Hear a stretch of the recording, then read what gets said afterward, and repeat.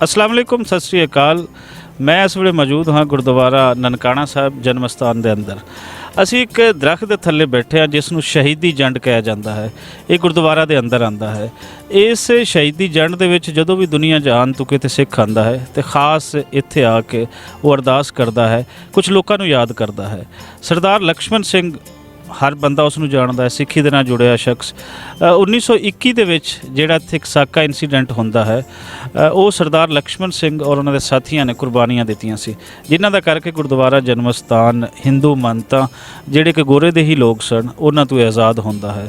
ਅੱਜ ਸਾਡੀ ਖੁਸ਼ਕਿਸਮਤੀ ਹੈ ਕਿ ਅਸੀਂ ਇੱਥੇ ਬੈਠੇ ਹਾਂ ਤੇ ਸਰਦਾਰ ਲਕਸ਼ਮਣ ਸਿੰਘ ਦੀ ਹੀ ਫੈਮਿਲੀ ਸਾਡੇ ਨਾਲ ਬੈਠੀ ਹੈ। ਇਹ ਕੌਣ, ਕਿਵੇਂ ਉਹਨਾਂ ਦਾ ਲਿੰਕ ਬਣਦਾ ਹੈ, ਇਹਨਾਂ ਤੋਂ ਅਸੀਂ ਜਾਣਦੇ ਹਾਂ। ਸਤਿ ਸ਼੍ਰੀ ਅਕਾਲ ਭਾਜੀ। ਸਤਿ ਸ਼੍ਰੀ ਅਕਾਲ ਜੀ। ਤੁਸੀਂ ਦੱਸੋ ਕਿ ਜਿੱਥੇ ਸ਼ਹੀਦੀ ਜੰਡ ਦੇ ਥੱਲੇ ਬੈਠੇ ਆ, ਇਹਦੀ ਜੁੜਤ ਸਰਦਾਰ ਲਕਸ਼ਮਣ ਸਿੰਘ ਦੇ ਨਾਲ ਬਣਦੀ ਹੈ। ਸਰਦਾਰ ਲਕਸ਼ਮਣ ਸਿੰਘ ਦੇ ਨਾਲ ਤੁਹਾਡੀ ਰਿਸ਼ਤੇਦਾਰੀ ਕੀ ਬਣਦੀ? ਸ਼ਹੀਦ ਲక్ష్మణ ਸਿੰਘ ਧਾਰੋਵਾਲੀ ਜੋ ਚੱਕ ਨੰਬਰ 33 ਜ਼ਿਲ੍ਹਾ ਸ਼ੇਖੂਪੁਰ ਦੇ ਵਿੱਚ ਪਹਿਲਾਂ ਸ਼ੇਖੂਪੁਰ ਪੈਂਦਾ ਸੀ, ਅੱਜ ਕੱਲ੍ਹ ਨਨਕਾਣਾ ਸਾਹਿਬ ਜ਼ਿਲ੍ਹਾ ਹੈ। ਇੱਥੇ ਉਹ 4 ਭਰਾ ਤੇ ਇੱਕ ਭੈਣ, ਪੂਰਾ ਪਰਿਵਾਰ ਰਹਿੰਦਾ ਸੀਗਾ। ਮੇਰ ਸਿੰਘ ਦੀ ਔਲਾਦ, ਜਿਨ੍ਹਾਂ ਦੇ 4 ਭਰਾ ਸੀਗੇ। ਸਭ ਤੋਂ ਛੋਟਾ ਭਾਈ ਲక్ష్మణ ਸਿੰਘ ਸੀਗਾ। ਇਹ ਜਦੋਂ 1921 ਦਾ ਸਾਕਾ ਵਾਪਰਿਆ ਤੇ ਉਹ ਇਸ ਨਨਕਾਣਾ ਸਾਹਿਬ ਵਿਖੇ ਸ਼ਹੀਦੀ ਪ੍ਰਾਪਤ ਕੀਤੀ ਮਹੰਤਾਂ ਤੋਂ ਗੁਰੂ ਘਰ ਨੂੰ ਆਜ਼ਾਦ ਕਰਾਉਣ ਵਾਸਤੇ।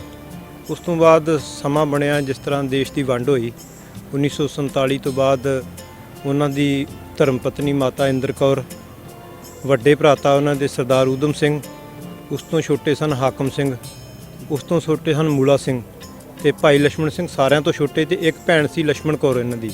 ਇਹ ਸੰਪੂਰਨ ਪਰਿਵਾਰ ਜਦੋਂ ਦੇਸ਼ ਦੀ ਵੰਡ ਹੋ ਗਈ ਤੇ ਸਾਰਾ ਹਿੰਦੁਸਤਾਨ ਦੇ ਵਿੱਚ ਪਿੰਡ ਗੋਦਰਪੁਰ ਵਸਦਾ ਹੈ, ਜਿੱਥੇ ਇਹਨਾਂ ਨੂੰ ਉਹ ਪੰਜਾਬ ਦੇ ਅੰਦਰ ਇੰਡੀਆ ਭਾਰਤ ਦੇ ਵਿੱਚ ਜਿੱਥੇ ਪੰਜਾਬ ਦੇ ਨਾਲ ਡਿਸਟ੍ਰਿਕਟ ਗੁਰਦਾਸਪੁਰ ਨੇੜੇ ਹੀ ਪੈਂਦਾ, ਡੇਰਾ ਬਾਬਾ ਨਾਨਕ ਦੇ ਲਾਗੇ ਹੀ ਆ, ਥੋੜੀ ਦੂਰੀ ਤੇ ਪੰਜਾਬ 'ਚ ਹੀ। ਉੱਥੇ ਪਿੰਡ ਗੋਦਰਪੁਰ ਆ, ਜਿੱਥੇ ਜਿਹੜੀ ਜ਼ਮੀਨ ਜਿਹੜੀ ਸੀ ਮਾਤਾ ਇੰਦਰ ਕੌਰ ਨੂੰ ਅਤੇ ਸਮੇਤ ਪਰਿਵਾਰ ਨੂੰ ਅਲਾਟ ਹੋਈ ਤੇ ਸਾਰਾ ਪਰਿਵਾਰ ਉੱਥੇ ਜਾ ਵਸਿਆ।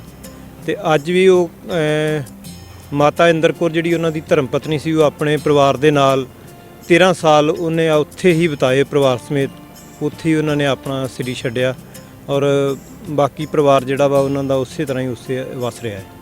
1921 ਦੇ ਵਿੱਚ ਜਿਹੜੇ ਕੋਈ ਨਵੇਂ ਸੁਣਨ ਵਾਲੇ ਹਨ, ਹੋਇਆ ਕੀ ਸੀ ਜਿਸ ਥਾਂ ਤੇ ਅਸੀਂ ਬੈਠੇ ਹਾਂ, ਔਰ ਸਿੱਖੀ ਦੇ ਵਿੱਚ ਉਹਦੀ ਕੀ ਇੰਪੋਰਟੈਂਸ ਹੈ? ਦੇਖੋ, ਜਿਹੜਾ ਮਹੰਤਾਂ ਦੀ ਜਦੋਂ ਸਿੱਖ ਬਹੁਤ ਘੱਟ ਗਿਣਤੀ ਦੇ ਵਿੱਚ ਰਹਿ ਗਏ ਸੀ, ਜਦੋਂ ਹਾਲਾਤ ਇਸ ਤਰ੍ਹਾਂ ਦੇ ਬਣੇ ਕਿ ਵਿਰਲੇ ਸਿੱਖ ਜਿਹੜੇ ਜੰਗਲਾਂ ਦੇ ਵਿੱਚ ਰਹਿੰਦੇ ਸੀਗੇ, ਇਹਨਾਂ ਗੁਰਧਾਮਾਂ ਦੀ ਸੇਵਾ ਸੰਭਾਲ ਜਿਹੜੀ ਸੀਗੀ ਉਹ ਮਹੰਤਾਂ ਨੂੰ ਦਿੱਤੀ ਗਈ। ਮਹੰਤ ਬਹੁਤ ਵਧੀਆ ਸਨ, ਵਧੀਆ ਸੇਵਾ ਕਰਦੇ ਸੀ, ਕੋਈ ਐਸੀ ਗੱਲ ਨਹੀਂ ਸੀ। ਪਰ ਜਦੋਂ ਕੁਝ ਦੌਰ ਐਸਾ ਆਇਆ ਜਦੋਂ ਮਹੰਤਾਂ ਨੇ ਇੱਥੋਂ ਦੀ ਆਮਦਨ ਦਾ ਕਰਕੇ, ਇੱਥੋਂ ਦੀ ਜਿਹੜੀ ਜ਼ਮੀਨ ਜਾਇਦਾਦ ਪ੍ਰਾਪਰਟੀ ਕਰਕੇ ਉਹ ਇੱਥੇ ਗਲਤ ਵਿਹਾਰ ਕਰਨਾ ਸ਼ੁਰੂ ਕਰ ਦਿੱਤਾ, ਜਿਹਦੇ ਵਿੱਚ ਉਹਨਾਂ ਨੇ ਇਸ ਗੁਰਧਾਮ ਪਵਿੱਤਰ ਜਿੱਥੇ ਨਾਨਕ ਨਾਮ ਲੇਵਾ ਸੰਗਤਾਂ ਜਿਹੜੀਆਂ ਨੇ ਉਹ ਸਿਰ ਝੁਕਾਉਂਦੀਆਂ ਨੇ, ਗੁਰੂ ਨਾਨਕ ਸਾਹਿਬ ਦਾ ਜਨਮ ਸਥਾਨ ਮਹੰਤ ਨਰੈਣ ਦਾਸ ਦੇ ਕੋਲ ਸੀ।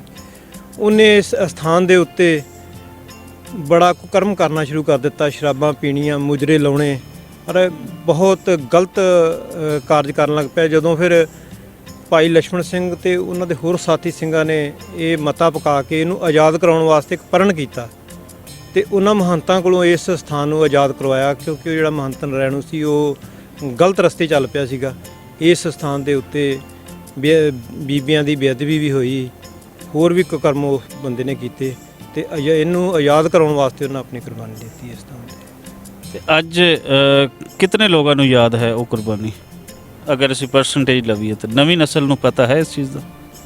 ਦੇਖੋ ਜੀ, ਨਵੀਂ ਨਸਲ ਨੂੰ ਤੇ ਅੱਜ ਸਮਾਂ ਇਸ ਤਰ੍ਹਾਂ ਦਾ ਆ ਗਿਆ, ਜਿਹੜੀ ਨਵੀਂ ਨਸਲ ਆ ਉਹ ਜੰਡ ਮਿਰਜ਼ੇ ਵਾਲੇ ਨੂੰ ਜ਼ਰੂਰ ਜਾਣਦੇ ਨੇ, ਪਰ ਜਿਸ ਜੰਡ ਦੇ ਨਾਲ ਭਾਈ ਲక్ష్మణ ਸਿੰਘ ਨੂੰ ਪੁੱਠਾ ਬੰਨ੍ਹ ਕੇ ਸਾੜਿਆ ਗਿਆ ਉਹਨੂੰ ਬਹੁਤ ਘੱਟ ਲੋਕ ਜਾਣਦੇ। ਜਿਹੜੀ ਸਾਡੀ ਆਉਣ ਵਾਲੀ ਨੌਜਵਾਨ ਪੀੜ੍ਹੀ ਆ, ਅਸੀਂ ਤੇ ਨੌਜਵਾਨ ਪੀੜ੍ਹੀ ਨੂੰ ਇਹੋ ਹੀ ਬੇਨਤੀ ਕਰਾਂਗੇ ਕਿ ਜਿੰਨਾ ਚਿਰ ਅਸੀਂ ਆਪਣੇ ਪੁਰਖਿਆਂ ਨੂੰ ਯਾਦ ਨਹੀਂ ਰੱਖਦੇ ਤੇ ਉਹ ਕੌਮ ਜਿਹੜੀ ਆ ਉਹ ਪਿਛਾਂਹ ਚਲੇ ਜਾਂਦੀ ਹੈ, ਉਹ ਭੁੱਲ ਜਾਂਦੀ ਹੈ ਆਪਣਾ ਸਾਰਾ ਕੁਝ ਵਿਰਸਾ। ਬਿਲਕੁਲ ਜੀ, ਜਿਹੜਾ ਕੌਮ ਆਪਣੇ ਇਤਿਹਾਸ ਤੋਂ ਕੱਟ ਜਾਂਦੀ ਹੈ ਉਸ ਕੌਮ ਦਾ ਫਿਊਚਰ ਕੁਝ ਵੀ ਨਹੀਂ ਹੁੰਦਾ। ਤੇ ਤੁਸੀਂ ਕੀ ਕਹਿਣਾ ਚਾਹੋਗੇ ਭਾਜੀ? ਆਪਣਾ ਨਾਮ ਦੱਸੋ ਤੇ ਕੁਝ ਦੱਸੋ ਸਾਨੂੰ। ਮੇਰਾ ਨਾਮ ਜੀ ਮਸਵਿੰਦਰ ਸਿੰਘ ਹੈ। ਮੈਂ ਉਹਨਾਂ ਦੇ ਸਭ ਤੋਂ ਵੱਡੇ ਭਰਾਤਾ ਭਾਈ ਉਦਮ ਸਿੰਘ ਜੀ ਹੁਣਾਂ ਦਾ ਪੜਪੋਤਾ ਵਾਂ।